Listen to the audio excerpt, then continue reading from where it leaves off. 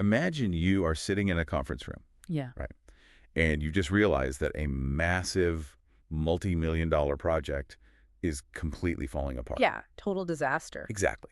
But what are the words that actually come out of your mouth in that moment? Right. Like, you don't look at your colleague and say, we have experienced a severe logistical breakdown. No, you look at them and you say, this is an absolute dumpster fire. Which is such a visceral image. Right. Think about that for a second.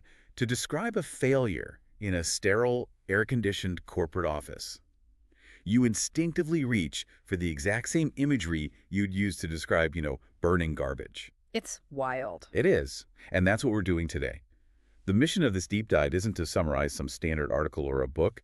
We are unpacking this really fascinating curation of vocabulary, idioms, and phrases. Yeah, it's like a topographical map of the human experience. Exactly.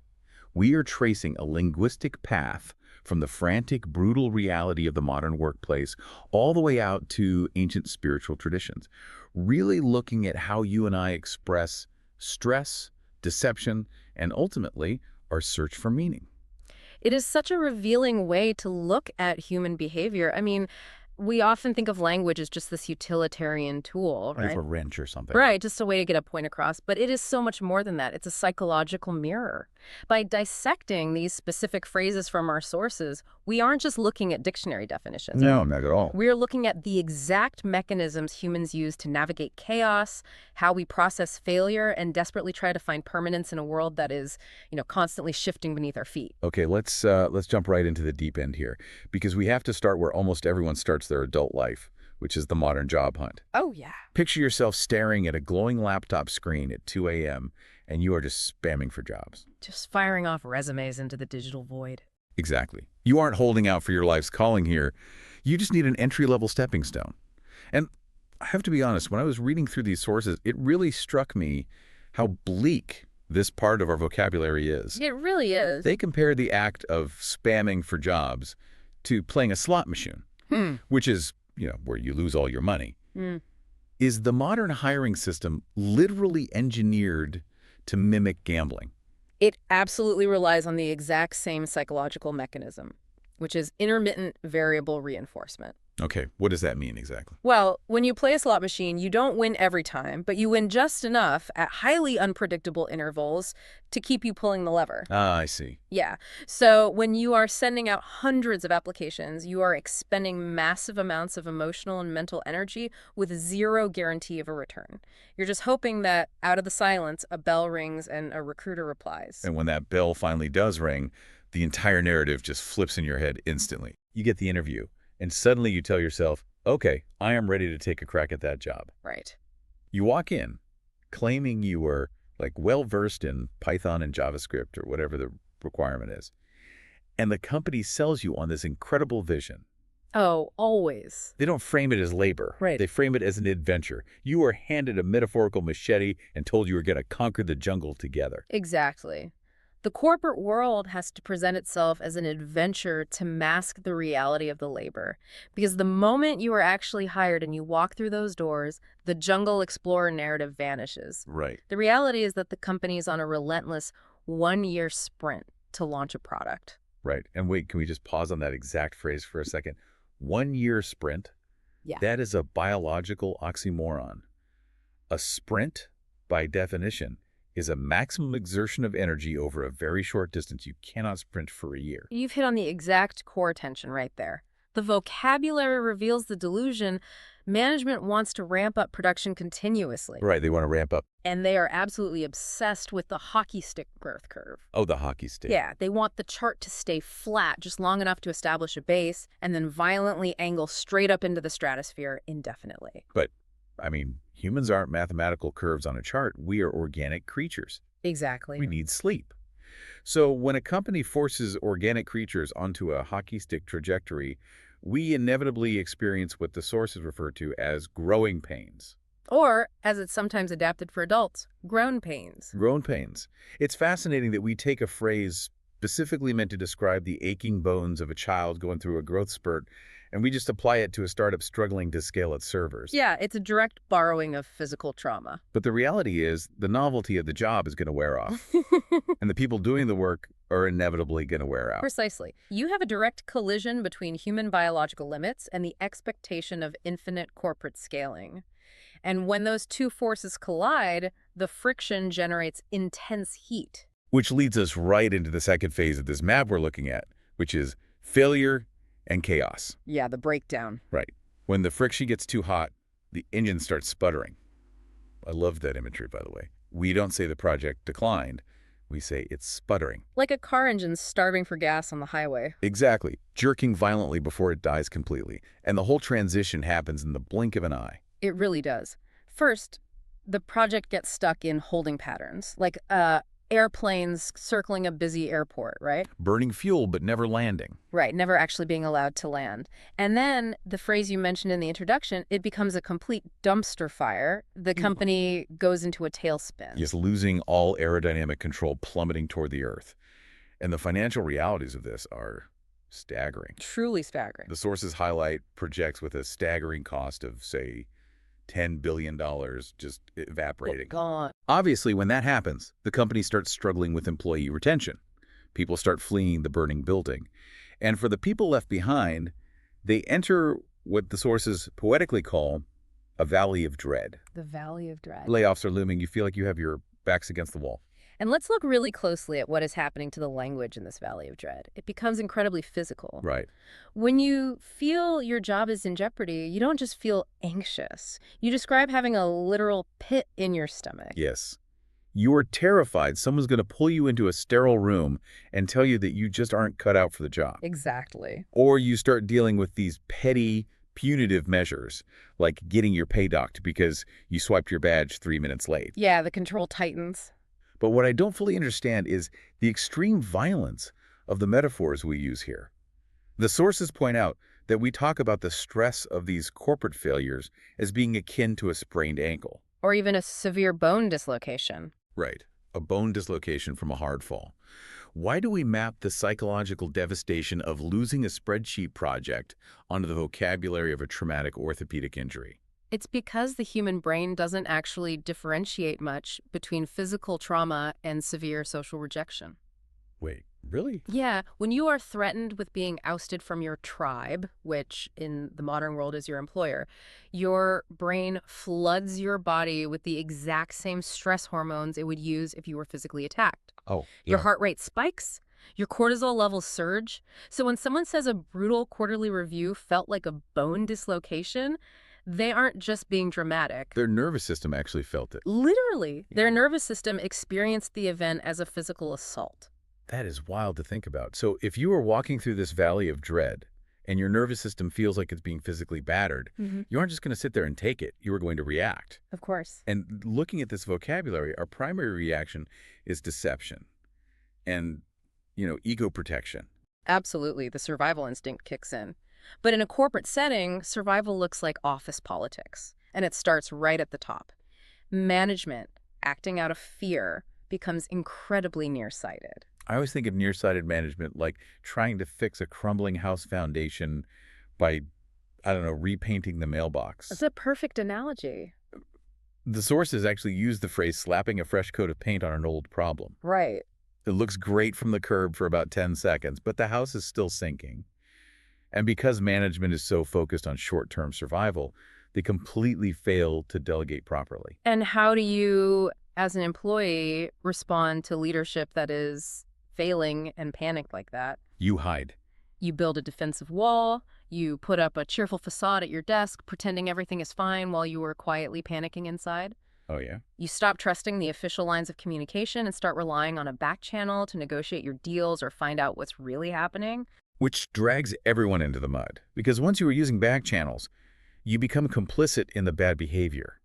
If you dabble in dirty water, you are going to get caught eventually. Yeah. And the entire office environment devolves into a political cage match. It's just bare-knuckle survival at that point. And under that kind of relentless, invisible pressure, people eventually snap. The language of breaking here is very deliberate. People snap, or they shatter into 1,000 pieces. Right. They take out their anxiety on the physical environment, like they yank a door open in anger instead of just pulling it. And unfortunately, this environment often empowers the worst kinds of leadership. Oh, definitely. You might encounter a toxic boss with a genuinely sadistic streak who actually thrives on the power dynamic of making people sweat. Right. The person who genuinely enjoys delivering the bad news has a sadistic laugh about it. And as a collective response to that kind of environment, workers often realize they can't survive alone, which leads to the formation of a guild Or a modern labor union, yeah. to protect their rights. But I want to zero in on something really specific here that happens right before people snap, which is the breakdown of communication. Okay. The sources bring up this scenario where management tells a team, don't dumb it down too much.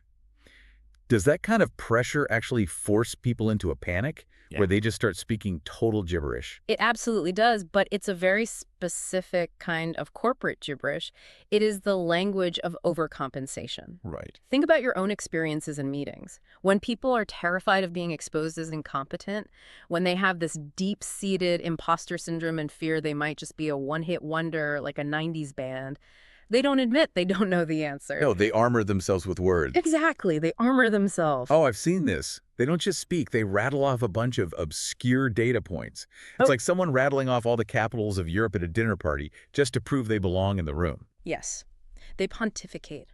They speak with unearned, absolute authority about things that are entirely irrelevant. They might spend 20 minutes airing their pop culture grievances just to dominate the conversation. To seem intellectually superior. Exactly, masking the fact that they have no idea how to solve the actual business problem. And if anyone challenges them, they get incredibly sarcastic. It is purely a defense mechanism. The stress just leaks out of them. Yeah. You see it in their physical, nervous mannerisms, like playing with their hair. Right. If they feel truly cornered, they lash out with insults, telling a colleague, "Don't be a pansy," just to establish dominance. Or they use the ultimate cowardly shield of weaponized incompetence. Oh, the ignorance defense. Right. Well, it didn't occur to me that he would be upset. They feign complete ignorance to avoid accountability. It is a massive collective ego trap. Everyone is so busy trying to look invincible that the actual truth of the situation is completely buried under layers of jargon and posturing. So the obvious question then is, how do we get out of the dark? If the room is filled with people pontificating and speaking gibberish, how do you actually find clarity? Well, According to the map of our vocabulary from the sources, it requires a forceful shift in perspective. You have to abandon the nearsighted panic and adopt a far-sighted vision. which requires immense discipline. Yeah. You have to actively seek objective truth, which usually means being the unpopular person in the room who starts poking holes in the prevailing narrative. You have to act like a lawyer, cross-examining a witness. Yeah. And we use technology as a metaphor for this search for truth, too. We talk about needing infrared technology to literally see in the dark, To see through the facade. to see through the smoke of the dumpster fire. But it also requires a deep level of humility, doesn't it? It does. You have to be willing to look at a massive effort and admit that it's just a drop in the bucket compared to what is actually needed. Like $100 when you need $1 million. Right. You have to have the courage to make an early call on whether a strategy is going to fail, rather than riding it all the way down into the tailspin. And we have to recognize just how fast everything is moving now. Think about the grand evolution of human society. For thousands of years, villagers used to barter physical goods, right? Wheat for cloth. Very tactile. Yeah, tactile and slow. Today, you just select a preferred payment mode on a glowing piece of glass in your pocket, and invisible money flies across the globe. We have to get acclimatized to these rapid, high-altitude changes. Otherwise, we get caught off guard by the sheer speed of life. That's a great way to look at it. And if we connect this rapid evolution to the bigger picture, we have to accept that every single solution we engineer, no matter how far-sighted, is going to have a side effect. Like drowsiness from a medication. Exactly. Every medication has a side effect. Every new payment mode creates a new kind of fraud. And despite all our infrared tools and data models, we eventually hit a wall.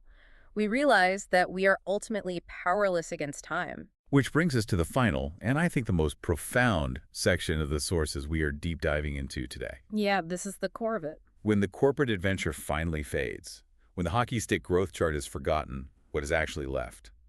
Mortality, legacy, the human search for meaning. Right. And because we cannot actually control the future, our vocabulary shifts away from business strategy and turns toward the irrational and the divine. We develop superstitions. Like avoiding the 13th floor of a building. Or Friday the 13th, yeah. We rely on strict daily rituals, like the exact way you brew your coffee in the morning, just to assert some tiny semblance of control over a chaotic universe. We use those small rituals as anchors.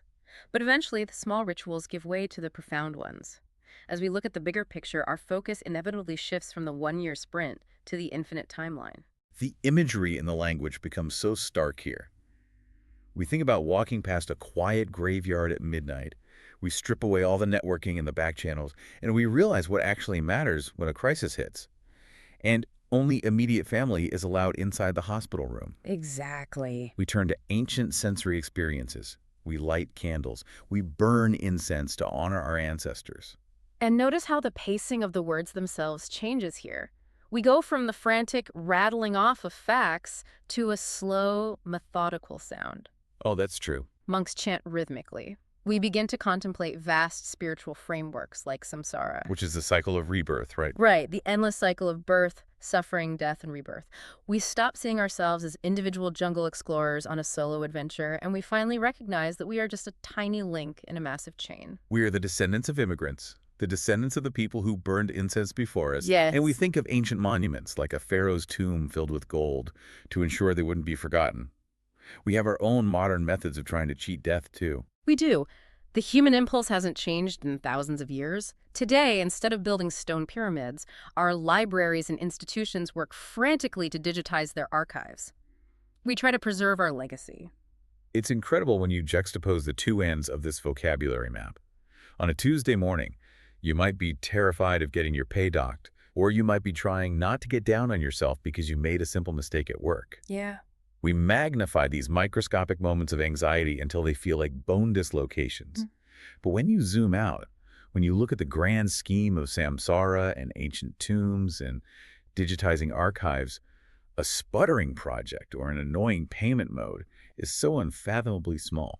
It is less than a drop in the bucket. Whether a culture is building a physical tomb or working to digitize modern archives, the human goal is the same: to be remembered after the blink of an eye that is our lifetime. What a journey this has been. Let's just summarize the ground we've covered today. We covered a lot. We really did. We started in the absolute dumpster fire of modern job hunting, dissecting how variable rewards keep us pulling the slot machine lever. We mapped out the valley of dread, realizing that we use the language of physical trauma to describe office politics. Because our brains process them as the same threat. Right. We watched the human ego shatter under that pressure, resulting in cage matches, sarcastic facades, and pure gibberish. But then we zoomed out. We left the nearsighted panic of the boardroom and ended up smelling the incense burned to honor our ancestors. It's beautiful, really. It is. When you look closely at this curation of vocabulary, it isn't just a dictionary. It is the entire breathtaking spectrum of human anxiety and human hope. It truly is. It maps everything we are. But, you know, if we accept that our language is the ultimate mirror of the human experience, it leaves you with a deeply unsettling question about where we are heading next. Unsettling how? Well, up until now, humans have been the sole authors of this vocabulary. But we are rapidly entering an era where artificial intelligence is writing our emails, summarizing our meetings, generating our code. Oh, right. If AI becomes the primary driver of our daily language, what happens to words born out of physical pain and mortal fear? Will a phrase like dumpster fire lose its emotional weight entirely because a machine has never smelled smoke or felt panic? Wow. Right. If our language seamlessly blends the trivial stress of a modern payment mode with the eternal weight of samsara, what will the vocabulary of the future even look like? Will our digital archives become the sacred tombs of tomorrow, or just another holding pattern in the cycle of history?